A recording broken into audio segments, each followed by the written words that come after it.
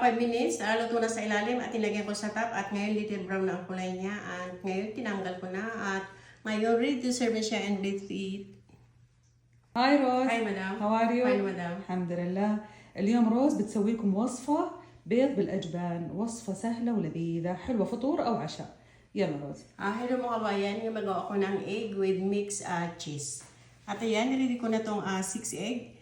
At mamaya i-crack ko siya. At nagli din ako ng isang cheddar, in-stretch ko siya. At isang crab cheese. At itong mozzarella cheese. At nilili ko na itong black pepper at salt. Ayan, binasag ko na yung 6 egg. At nilagay ko sa bowl. At i-add ko na rin itong salt at black powder. At i-mix ko siya.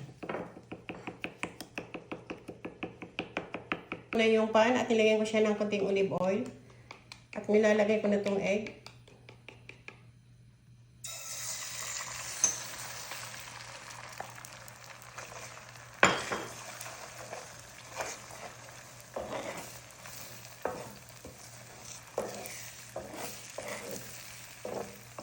Ayan, mix ko lang siya hanggang maluto siya ng konti, yung medyo more lang ng half cook.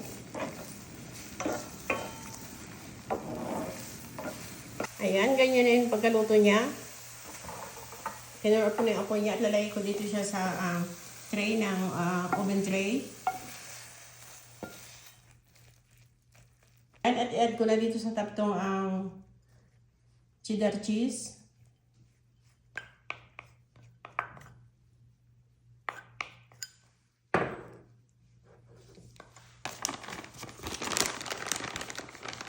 At mix ko nga dito ang mozzarella cheese. Lagay ko dito sa top. Half lang yung nilalagay ko. Ayan, at lalagyan ko siya ng crab cheese. Ilagay ko lang siya dito sa middle. Okay, ayan, at ilagay ko na siya sa oven. Ang apoy niya ay sa baba muna ng 300 ng 5 minutes at after sa taas naman.